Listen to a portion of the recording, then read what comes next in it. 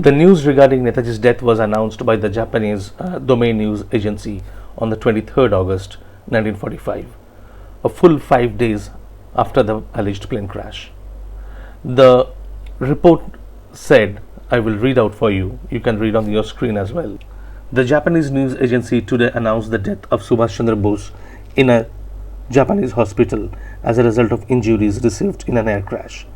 The Japanese news agency said that Subhash Bose, head of the provincial government, of course they meant provisional government, head of the provincial government of Azad Hind, left Singapore on August 16th by air for Tokyo for talks with the Japanese government. He was seriously injured when his plane crashed at Taihoku airfield at 2 p.m. On August 18th, he was given treatment in a hospital in Japan, where he died at midnight. About Netaji's co-passengers, the report said, Lieutenant General Tsunamasa Shide was instantly killed, and Colonel Habibur Rahman, Mr. Bose's adjutant, and 4 other Japanese officers were injured in the crash, the announcement said. Last reports of Subhash Bose's activities from Japanese sources had stated that he left Rangoon on the last day of evacuation by the Japanese and had transferred his government to Bangkok. Although this report was announced by the Japanese news agency, the copy was drafted and the final copy was approved by Netaji's Publicity and Propaganda Minister S.A. Iyer. I am highlighting this fact because it has critical relevance to what we are going to learn in this episode. S.A. Iyer drafted this report and approved the final copy, and this report said that Netaji was going to Tokyo and that he died in a hospital in Japan. As can be expected, the news was received in India with widespread grief and shock. But soon disbelief set in. The British Indian government and the Allied forces started their own investigation and new facts started emerging. One of the earliest questions that struck the investigating authorities and also the general public was, why was Netaji going to Tokyo? Japan had surrendered on 15th August. The country was devastated. A new government had taken charge on the 17th. In this situation, under these circumstances, why would Netaji be going to Tokyo, where the chances of his getting arrested by the Allied powers was extremely high? In fact, the Japanese met General MacArthur at Manila on 19th August to discuss surrender terms and modalities. The Allied forces were expected to land in mainland Japan anytime. Was it even conceivable that Netaji would take such a risky journey? The news report announcing his death said that he was going for talks with the Japanese government. But he didn't even know the new government. It had been in existence barely for a day. What would he discuss? What was there to discuss? So all these questions came up, and the scent of a cover-up could be figured out right from the beginning. So let us go back to the sequence of events, but before we do that, I would like to highlight 2 more issues. First is the point which I touched upon in the previous episode on Netaji's ability to maintain secrecy. When the Khosla Commission was operating, Niharendu Datta Majumdar, a barrister and a former law minister of Bengal, asked S.A. Iyer one very simple question.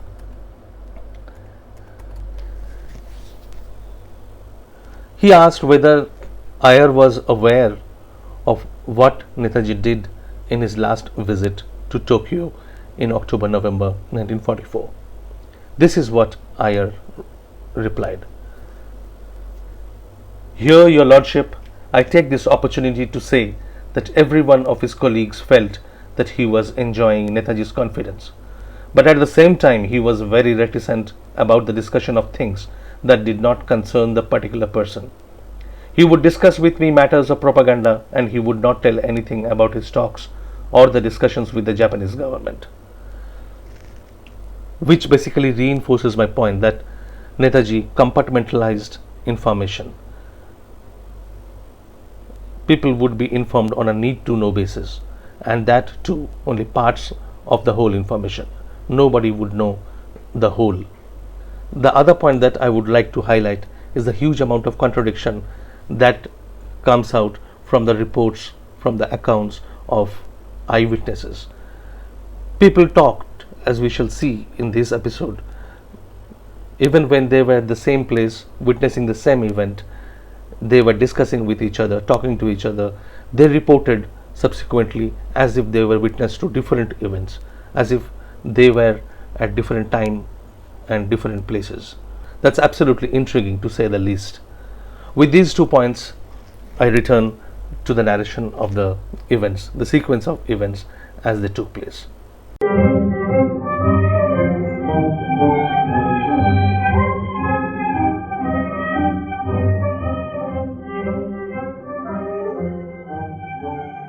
The critical phase started when Netaji was told by the Japanese in mid-April 1945 that the Imphal campaign was over and that they couldn't defend Burma anymore. From Pine Mena, Netaji and his team moved down first to Rangoon and from there to Bangkok. Netaji refused to leave Rangoon so that he can be with the retreating soldiers. After much persuasion by his senior officers, he reluctantly agreed and left the town 3 days after the Japanese had evacuated. Rangoon was captured by the British forces just 4 days later, on the 29th April. His overwhelming concern at this stage was the successful evacuation of the Rani of Jhansi regiment and as many soldiers as possible. Among others, accompanying Netaji in the journey from Rangoon to Bangkok were the chief of Higari-Kikan, Lieutenant General Saburo Isoda, and the Japanese minister designate for the Azad Hind government, Teruo Hachiya. On reaching Bangkok on the 14th of May, Netaji was received by a group of staff officers of the Southern Army headquarters who were sent there by Field Marshal Terauchi to receive him. Among them was Admiral Nakado, who had suggested to Netaji that he should establish contact with Russia. What did they discuss? We don't know. There are no records available. Most of them have been destroyed. According to historian Joyce Libra, Terauchi wanted Netaji to shift his headquarters to Saigon, but Netaji wanted to move the headquarters with the INA units to China and ultimately to the Soviet Union. As a preparatory step, he ordered the strengthening of the Indian Independence League and the INA in Shanghai. Netaji had been trying to establish contact with the Soviet government for quite some time. When he had visited Tokyo for the last time in October-November 1944, he tried to contact the Soviet ambassador Yakub Malik, but without success. Then he asked Major General Muhammad Zaman Kiani, who had accompanied him in the trip, to deliver a letter to the Soviet embassy. Since they would not receive any communication at the gate, I had to ride a bicycle up to the gate and just throw the envelope near the sentry post, Kiani wrote. Isoda and 2 of his colleagues in the Higari-Kikan accompanied Netaji in the Tokyo trip. On his way back from Tokyo, when Netaji met Anand Mohan Sahai, who had lived in Japan for a long time, he asked Sahai to go to Tokyo and try to meet Malik. Sahai followed Netaji's orders but was discouraged by Foreign Minister Shigemitsu and Home Minister Uzawa. Therefore, Sahai returned to Singapore and informed Netaji. Netaji told him that if the struggle was to go on, then the efforts must continue to contact Soviet Union. In fact, the British intelligence officers later found that there were strong rumors around that time that Netaji had visited the Soviet Union during his Tokyo trip. In Bangkok, Netaji held frequent meetings with his ministers to discuss the world situation and to ponder over the question of what next. Mussolini and Hitler were dead. Germany had surrendered on 7th May. The questions were, how long could Japan hold out? What should the INA do? Should Netaji again try to contact Russia? Would Russia be encouraging this time or refuse to deal with him? According to S.A. Iyer, the consensus of opinion in the cabinet was that Netaji should press the Japanese very hard to put him in touch with somebody or other high up in the Moscow hierarchy and find out how his overtures would be received. Meanwhile, Netaji, with less than a handful of his most trusted lieutenants, should be ready at a short notice to fly out of Thailand to Indochina, China, Japan, or some place nearest to the Russian territory to avoid falling into the hands of the Anglo-Americans. According to Lieutenant General Isoda, Netaji proposed to move his headquarters to Saigon, with branches in Shanghai and Peking, or any other place in North China. The reason for selecting Peking was that it would place Netaji close to the Russian territory, from where he would be in a better position to contact the Russians. The Japanese government approved this plan in mid-May 1945 after some initial reluctance. While staying in Bangkok, Netaji sent S.A. Iyer and A.C. Chatterjee to Saigon to strengthen propaganda through press and radio broadcasts and to prepare the place as the next base of the Azad Hind government. The IIL was strengthened and collection of funds intensified. Chatterjee got in touch with the Japanese Southern Command to explore the option of Netaji moving to northern China with at least a brigade of the INA as the last resort. Anand Mohan Sahai was sent from Bangkok to Saigon, from where he went to Hanoi to better organize the IIL in northern Indochina. According to K. Kunizuka, an intelligence officer attached with the Hikari Kikan, Netaji knew that the days of the Japanese resistance were numbered, and sooner or later Malaya, Siam and French Indochina would fall to the Allied forces. Therefore, he was contemplating moving his headquarters to North China near the Mongolian border. He anticipated that his next allies would be the Russians. Therefore, we clearly see that on the Japanese side at least, Netaji's next moves were apparent, clear, and they were acting upon it. Sometime in June, Morio Takakura, staff officer at the Imperial General Headquarters, landed in Bangkok for consultations with Netaji, Terauchi, and Isoda. Takakura later told the Khosla Commission two things. Firstly, there was a decision by the Allied forces to arrest Netaji if he was found in Tokyo. Secondly, that there was a decision among Japanese military circles that it would be better for Netaji to go to some area where he could have freedom of action than coming to Japan, for instance, Soviet Manchuria border. Bose was taking action on the basis of such a decision. That is why he went with Lieutenant General Shide. The IGHQ was aware that Netaji was moving to Manchuria with Shide. Thus, Netaji's Russian plans were well known and efforts were being made all round to give it shape. After staying in Bangkok for a few weeks, Netaji moved the headquarters to Singapore on 16 June. Isoda stayed back at Bangkok. According to Zaman Kiani, the two main tasks at Singapore were to keep the morale of the people high and to augment the 3rd INA Division for a possible defensive role. Netaji again formally asked the Japanese government to contact the Russian authorities on his behalf in June 1945, just before moving to Singapore. The Japanese government responded, refusing to make the effort. According to Leonard Gordon, one of the biographers of Netaji, Bose understood by June 1945 that the Japanese could offer him no further help. There is a substantial gap in information for the period mid-June to the end of July. Other than the public events, administrative activities and broadcasts, we don't have a clear idea on what exactly Netaji was doing. We don't get much information on what planning activity was going on. It is difficult to believe that Netaji wasn't using this time to plan his post-war activities and to take concrete steps to implement that plan. He was not a person to just plan, sit back and wait for things to materialize on their own.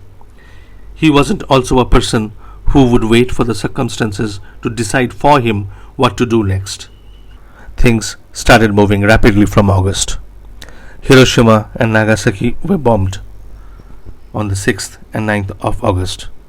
On 11th August early morning, Netaji got the news of Russia's invasion of Japan.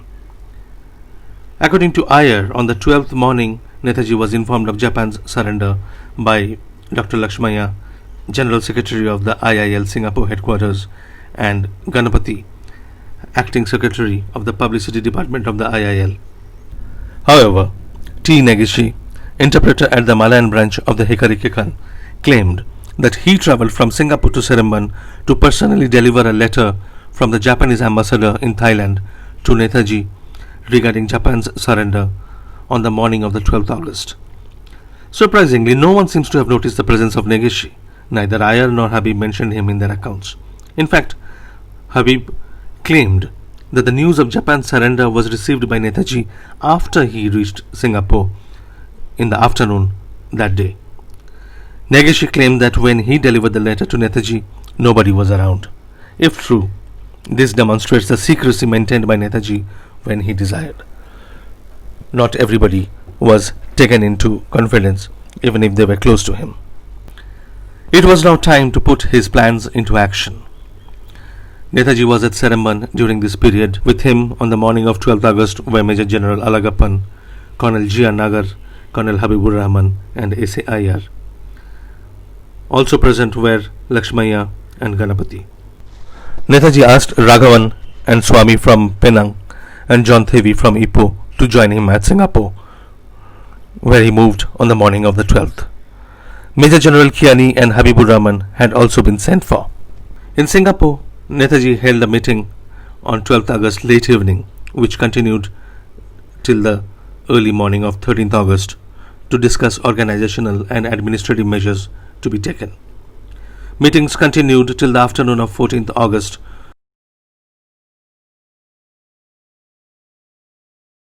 The same evening, the Azad Hind government's legal advisor A.N. Sarkar arrived from Bangkok.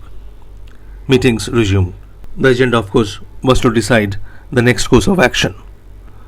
Habibur Rahman recalled that when A.N. Sarkar and some others suggested that Netaji should leave Singapore and go away to some other safer place, as the Allies would adopt a very vindictive attitude towards him, Netaji refused.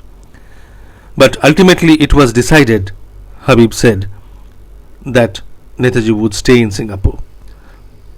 The consensus of opinion according to Habib was that Netaji should stay in Singapore because at that stage he could not look for protection or help from any country. The cabinet met again at 10 p.m. on 15th August. The meeting continued till 3 a.m. on 16th August. Iyer also recalled that during these meetings it was more or less decided that Netaji would stay on in Singapore with all the ministers and face the British when they eventually landed on the island. Despite opposition from his cabinet, Netaji himself favored the option of staying back in Singapore. However, according to Iyer, Netaji was inclined to reconsider his decision after having a talk with A.N. Sarkar. According to Habib, it was decided that Netaji should not stay there and explore the possibility if he could secure asylum so as to continue the struggle. It was decided that Netaji should visit Tokyo and try to obtain a decision regarding a separate surrender by the INA and the Azad Hind government. Zaman Kiani's version is quite different. According to him, Netaji wished that he should go away from Singapore and outside of the countries which were likely to be occupied by the Allied forces, so that he did not fall into their hands. This is quite contrary to what Iyer and Habib have mentioned.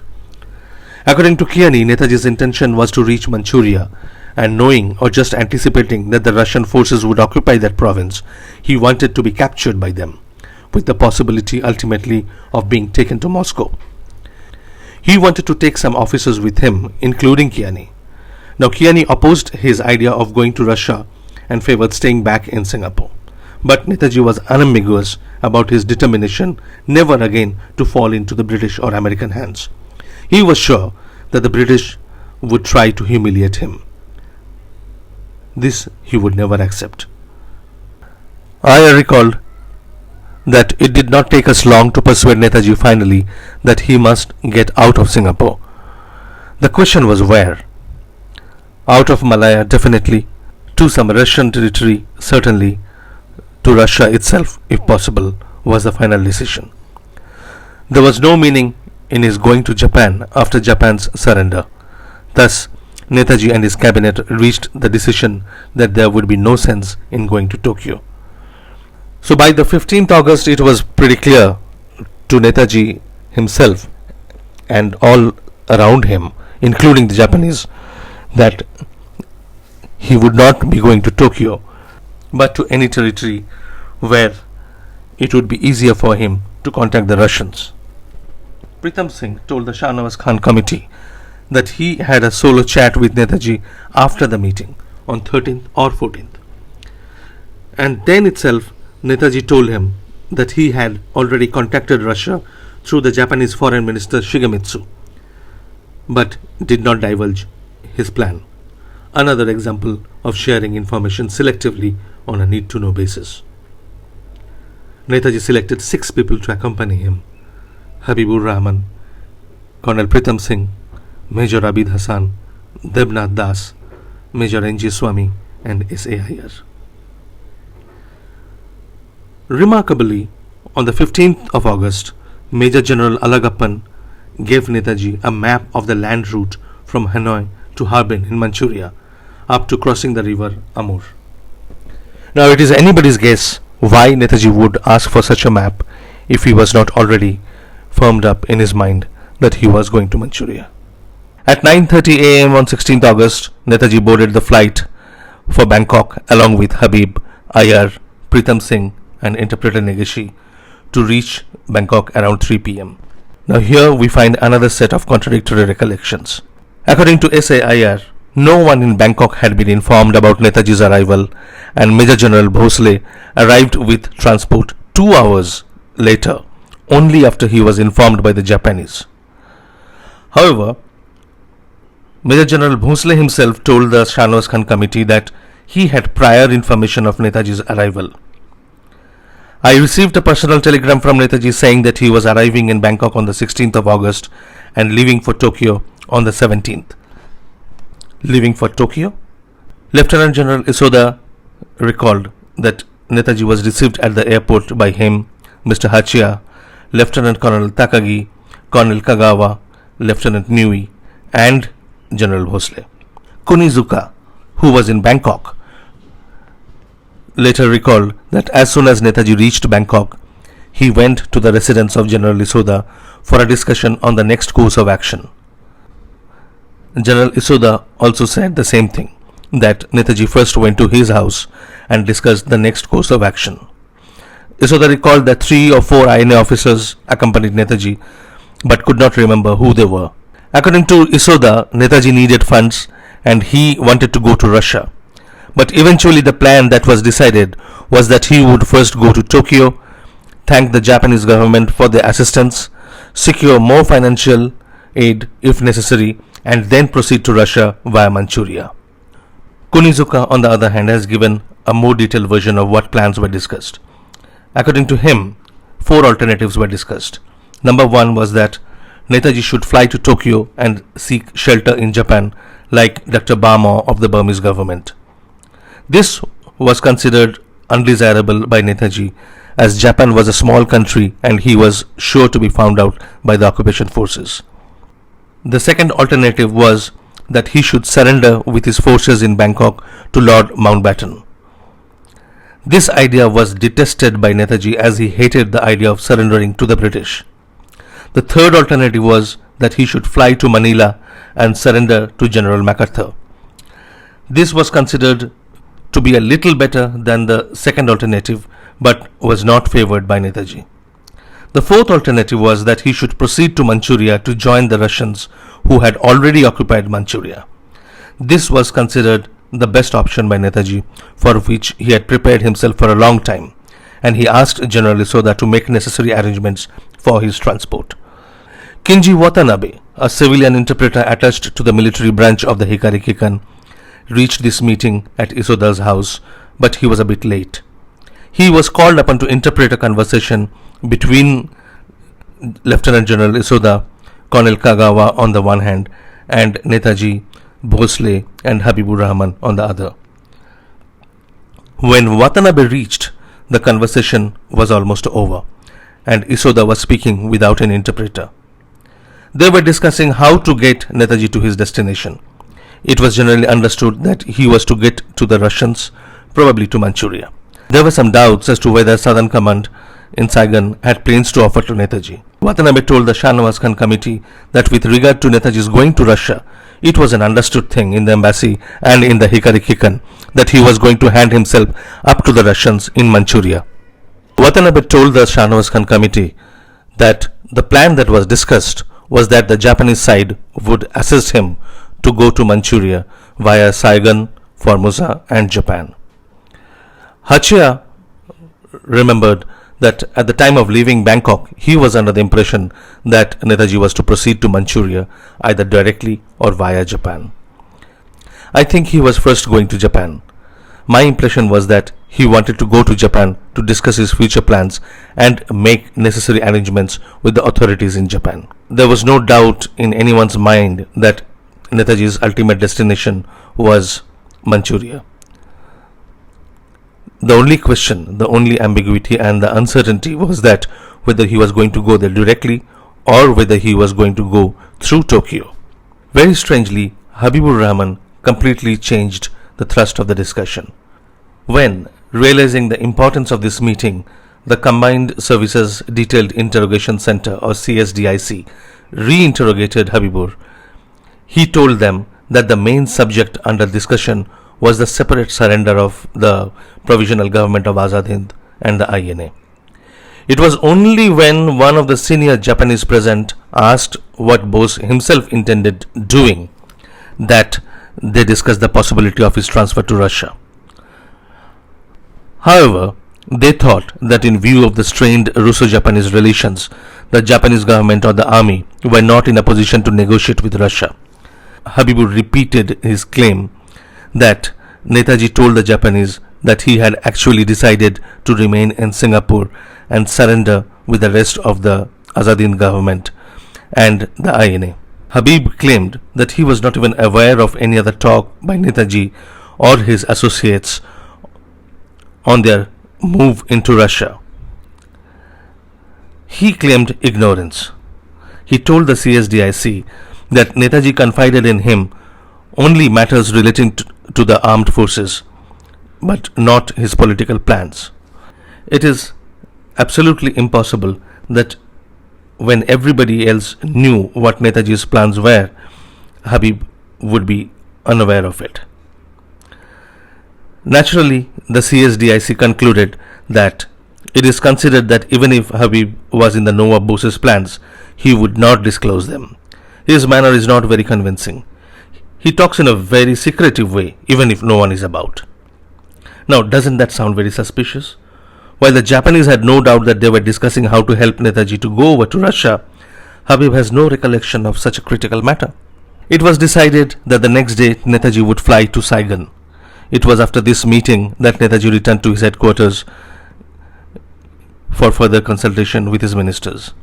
Another strange thing is that despite holding such an important post in the Azad Hind government and being so vocal about his closeness to Netaji, Iyer seems to have had no clue about this meeting.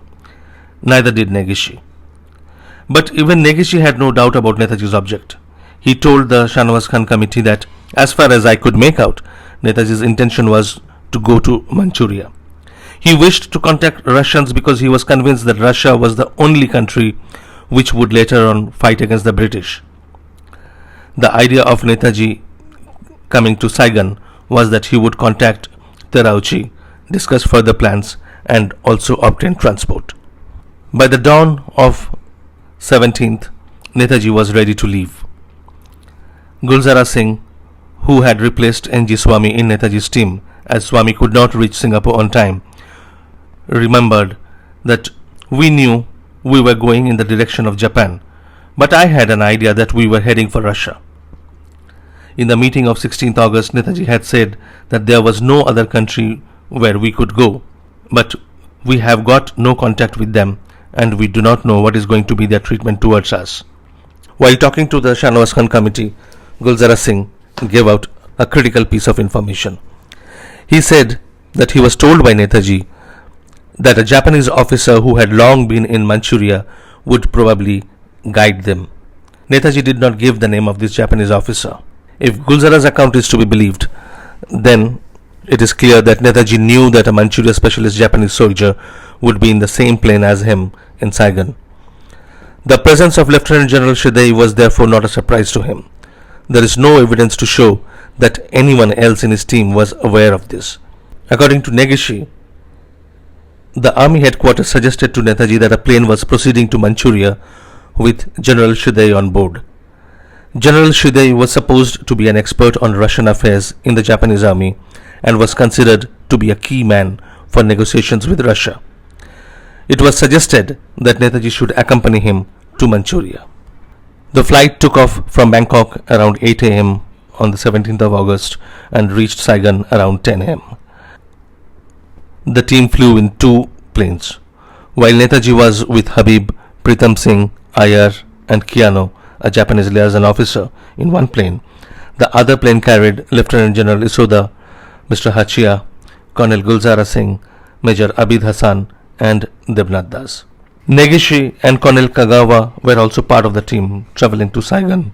Prior to the journey from Bangkok to Saigon, Kunizuka informed Netaji that the plane from Bangkok will only take him till Saigon. The Japanese expeditionary forces in Saigon would make arrangements for his journey to Manchuria. Going through the accounts given by the team members, it appears that they still had no idea where they were going. But in contrast, we get to know from the Japanese side that it was already decided that Netaji was going to Manchuria. According to Isoda, they were received at the aerodrome by Colonel Tada of the Southern Army, who told them that there was only one seat available. It was then decided that Isoda would fly to Dalat, the headquarters of Terauchi, and try to negotiate for more seats. Curiously, in his accounts, Iyer made it seem that Isoda went along without any plan. In another lapse, he completely wiped out the critically important presence of Colonel Tada. Iyer's account of approaching Terauchi sounds more like a fishing expedition than to firm up Netaji's escape plan.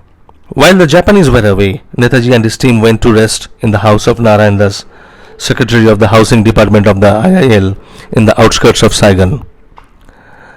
Iyer wrote that only one Indian, Chandramal, appeared to have known about Netaji's arrival and stay in Saigon. Chandramal was there in the aerodrome to receive the team. But Iyer doesn't explain how Chandramal got to know. While they were waiting, a Japanese officer, Kiano, arrived to inform that one plane was ready to leave and one seat was available. He had no idea where the plane was going. Netaji obviously refused to entertain the idea unless he was informed clearly about the destination of the plane. At Dalat, Terauchi's office told Isoda that he had agreed to make available 2 or 3 seats besides Netaji's. However, on reaching back Saigon, Isoda was again informed by Tada that only one additional seat could be spared.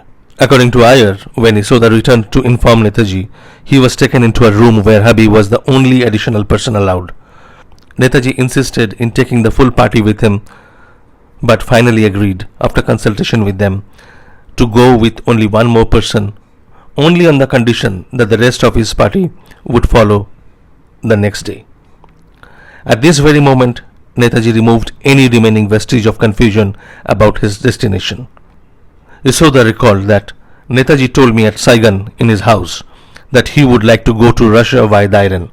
After reaching Dairen, he would try and contact the government in Tokyo by flying directly from Dairen to Tokyo. If circumstances did not permit this, then he would proceed direct to Russia from Dairen.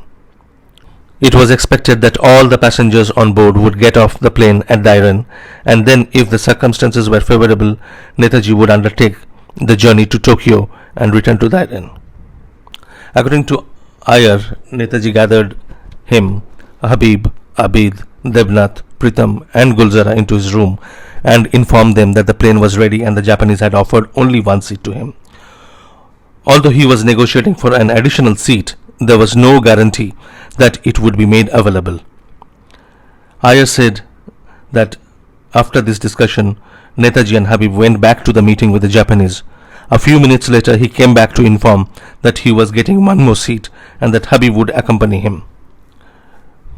Turning to Iyer and Gulzara, he asked them to be ready too, just in case more seats were available. This elaborate description by Iyer appears quite odd. Isoda had already ascertained that at least one more seat in the flight from Saigon would be available. So why would Netaji mention only one seat and then renegotiate as if Isoda was the deciding authority? When Isoda reached Netaji, the availability of the second seat was already confirmed. Iyer's description seems quite out of place. Regarding the destination of the flight, Iyer wrote, "We did not ask him and he did not tell us. But we knew and he knew that we knew." the plane was bound for Manchuria. Habib said, "During our discussions with the Japanese, it was known that the plane would go to Tokyo via Formosa and some of the passengers were destined for Manchuria. I cannot say exactly whether the same plane was to take some passengers to Tokyo and from there to Manchuria, or there was transshipment of one party or the other on the way." As Netaji's chosen companion, Habib's ignorance seems quite intriguing. It is quite clear that these versions given out by Habib to the British interrogators and later to the Shahnawaz committee is intended more to confuse than to inform. What was he covering up? The information that Netaji was heading to Manchuria was not limited only to those around him.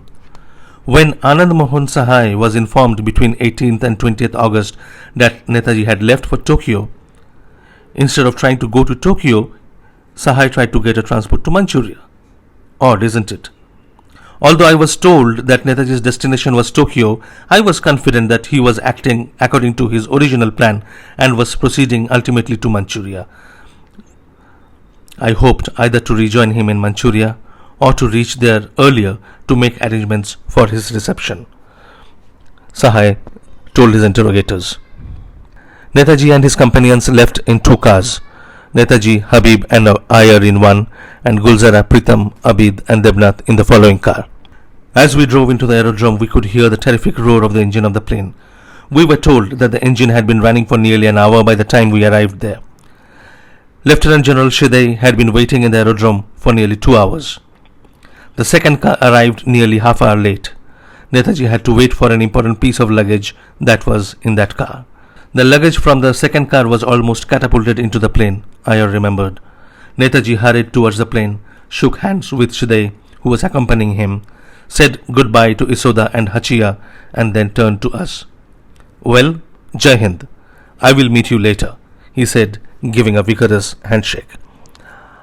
After the round of farewell handshakes, Netaji stepped majestically as ever towards the plane, walked up the little ladder, and vanished into the plane. Habib also said Jai Hind to us and followed him into the plane. The plane took off at 5:15 p.m. The team returned with the hope that the Japanese would give them a plane to take them to Netaji the next day, or at least the day after.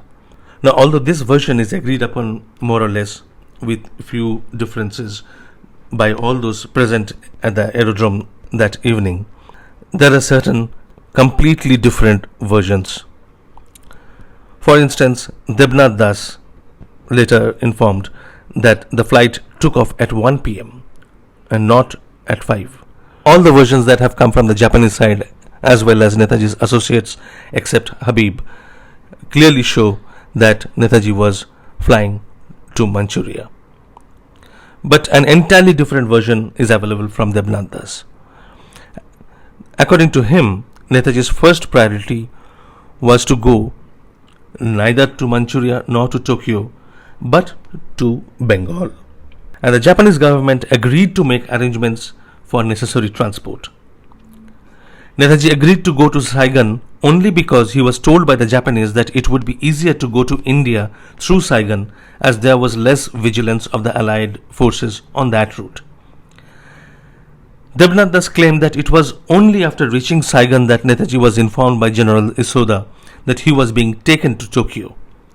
According to Das, he was the only person present with Netaji during his talks with Isoda, and that he called Habib, Iyer and the others later to inform them.